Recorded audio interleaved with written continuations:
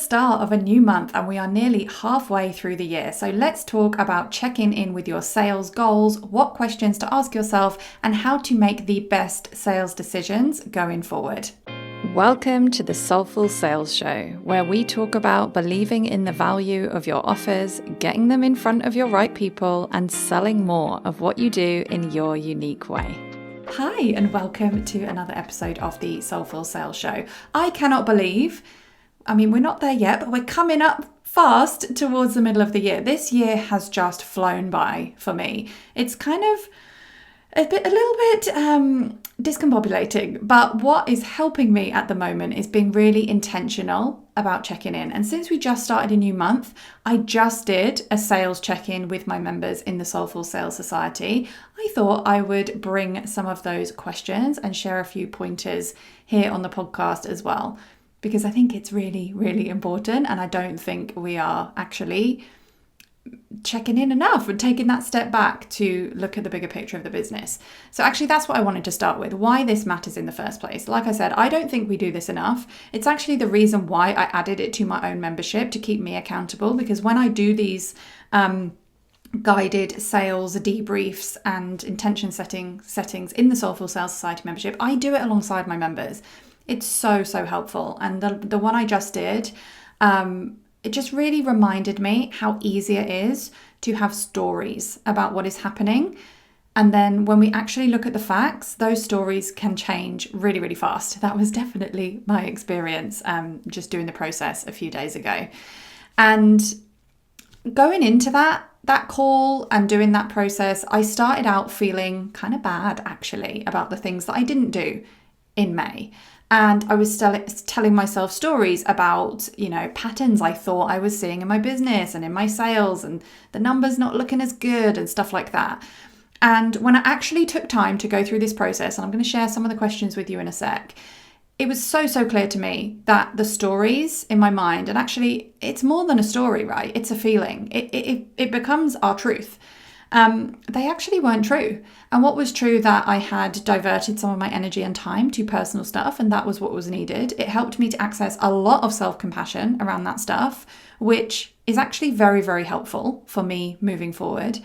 And then I looked at the month ahead. I looked at my goals for June in the context of the bigger picture, which helped me to see exactly where I should be focusing on next, what I could let go of, helped me to see what was going well, and helped me to see really clearly what I could improve on as well, without swirling in those feelings and those stories. Just tuning into the facts, tuning into what's really, really true, tuning into what works for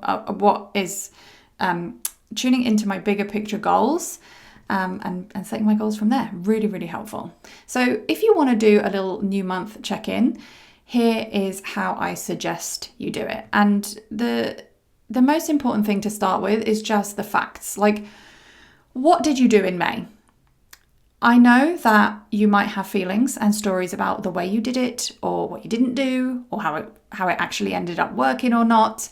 That's not what we're looking at, right? We are only looking for the facts. What is a fact that you could prove in a court of law? I sold this offer. I sold this many of them. I worked with this many clients. I posted this many posts on social media. I shared this many emails. We're just wanting to write down the facts. And it's something that you, as you go through the next stages of the planning process, will be just helpful to have it laid out there. Ideally, I think at least monthly is a really good time to get caught up on money tracking as well. And in fact, that was something that was huge for me in May. I had gotten really behind. I do my own bookkeeping, and I really like doing my own bookkeeping. I do have an amazing accountant to do that side of things, but I'd gotten really behind with things. Things were feeling really messy. I actually didn't know the truth about the numbers that were coming in and out. So May was really May was really about getting caught up on that too. And that really helps with the stories as well. So I always recommend getting up to date with your numbers and writing down the facts. And sometimes the facts are better than what we thought. Sometimes they aren't. And that can be hard, but it's much better to be aware of what the facts are than to be burying your head in the sand, which is definitely something I've been guilty of, and it never helps in the long term. It feels like it helps in the short term. It never helps in the long term. Okay, so starting with the facts. Then I think it's really important just to allow yourself to process feelings. So much of advice around planning and goal setting is all very, very strategic, and it all sounds great, but our feelings actually impact the goals we set and the way we work on them very, very much. So tune in and allow yourself, get your journal out, allow yourself to explore what was disappointing you in the month that just happened.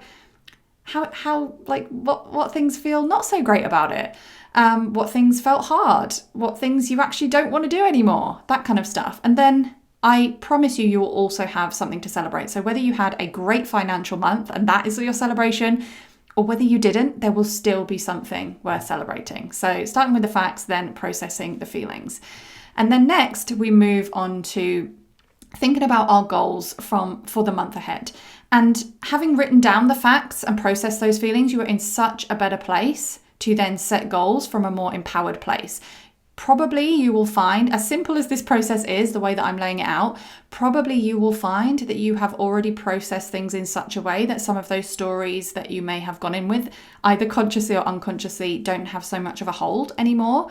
And you will be in such a better place to make goals from an empowered place. I've said place a lot of times. So you don't want to move straight into just setting goals for the month ahead. You want to take a second to tune back into your bigger picture goals, because obviously there's a difference between what we're working on, what we're working towards in the bigger picture versus what we're working on a month-to-month basis. So some of your bigger picture goals are not going to necessarily come to fruition in the month ahead, but it's really, really important to have them in mind to help shape the goals that you are working on in the month ahead. And something else to bear in mind is that this isn't just about your bigger picture, like I want to be a millionaire and I want to have 1,000 people in my course or whatever. It's also about what kind of life do you want to live? What kind of freedom do you want to have? What kind of leisure time and activities you want to be doing? Just really have those in mind as well, because sometimes when we're setting a goal for the month ahead, we might be, especially if we were setting it from a place of fear and being stuck in those stories about how the last month has gone, we might, totally fill up our schedule. We might think, right, I'm not going to go on this trip.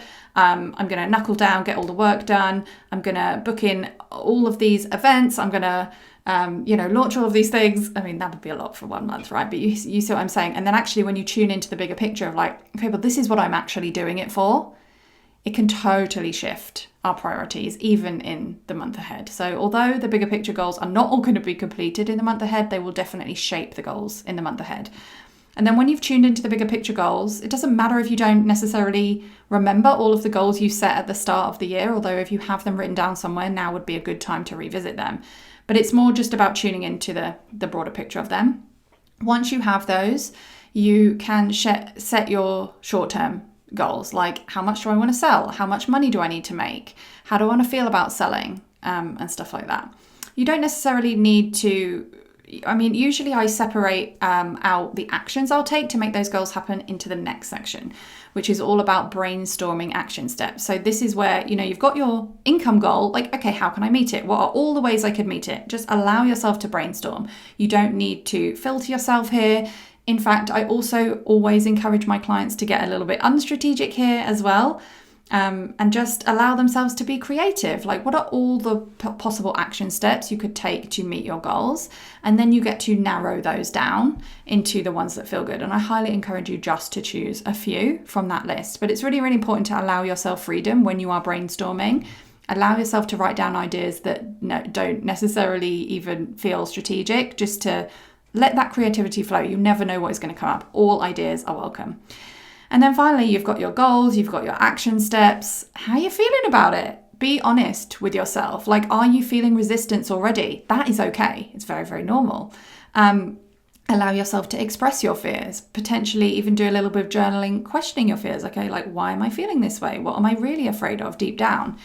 And the activity that I really like to get my members to do is to write themselves a kind of a letter or a statement to remind themselves of what they need reassuring of in the month ahead. And what I wrote for myself in the last session that we had in the membership was just so powerful and so helpful. I actually ripped it out of my journal and put it in my pocket so that it will put it in the pocket of the jeans that I'm always wearing, so that every time, I put them on or put them in the wash and clear out those pockets, it will be there and it will remind me to actually read it. Because I think sometimes it's one thing doing this work, it's another thing then reminding ourselves of it afterwards. And yeah, once you've done that, all that is left is to take the first step. So that is my monthly check-in process. It doesn't have to take a long time. Obviously, if you're in the Soulful Sales Society membership, we have a detailed process and we have a call so that we can do it together and have that accountability to actually do it. But it really doesn't have to be complicated. The most important thing is that you actually take time to do it. And if you're anything like me, you will probably have stories like, that's not productive. I've got more important things to focus my time on. But trust me when I say that taking a step back is so important for detaching from those stories, seeing things more clearly and setting those goals from a more empowered and helpful place going forward. And finally, I just want to share something with you. It is not ready yet, but if you are listening to this podcast on the day it goes out, tomorrow, so Wednesday, the 5th of June, my new $9 course is coming out. It's called Mid-Year Momentum. So what I've just taken you through in this episode is kind of a smaller monthly check-in. Mid-Year Momentum is about realigning to your goals around this midpoint of the year and creating a powerful plan for the rest of 2024. So whether you have totally lost sight of your goals, you're not sure what to focus on next, whether you are on track and not sure what to focus on next, or whether you have just totally lost belief in your goals, all of this stuff is welcome. And that's all of the stuff that we will go through in the Mid-Year Momentum course. And really my intention is for you to leave that process believing that anything is still possible for you, because it's so easy to get jaded, right? Or tired by this point in the year. It's really about re-energizing yourself, reconnecting to your goals and leaving that process feeling like everything is still possible. And I promise you that if you take the time to check in versus just floating around and kind of, not necessarily tuning back into those goals, you are going to see the benefits in your business in the rest of the year to come. So yeah, the process takes you through learning from your failures and mistakes, processing your feelings. There's a specific process to help you deal with any tricky feelings coming up. It's all about reconnecting with your goals and your vision, and then choosing 3 top priorities and 3 areas of elevation. And I have prompts to help you figure out what those are. And by areas of elevation, I mean things that you're already doing, but that you can improve on to boost your results for the rest of the year, and addressing any fears and obstacles that could come up along the way and get in the way, because that is often the thing that is missing when we're talking about goals and making plans. So yeah, that's Mid-Year Momentum. It's going to be out tomorrow, Wednesday, the 5th of June, and it's going to be at ruthpoundwhite.com/midyear. But whether you sign up to the mid-year course or not, it doesn't need to be really, really complicated to check in. The most important thing is that you actually take the time to do it. And I promise you will benefit as much as your, hustle culture conditioned brain might tell you it's not productive. It is very, very productive and very, very important for running your business in the way that you really want to do it. Okay. So yeah, go and do your check-in, and I hope that it's helpful for you. And I'll catch you again for another episode soon. Thank you so much for listening to another episode of Soulful Sales. If you have a moment to rate and review, know that it really does make a difference. And if you'd like to carry on the conversation, then you can connect with me on Instagram at Ruth Poundwhite, sign up to my newsletter at ruthpoundwhite.com/newsletter, or my personal favorite, join me inside the low ticket membership at ruthpoundwhite.com/membership. And keep doing what you're doing, because your work really does matter.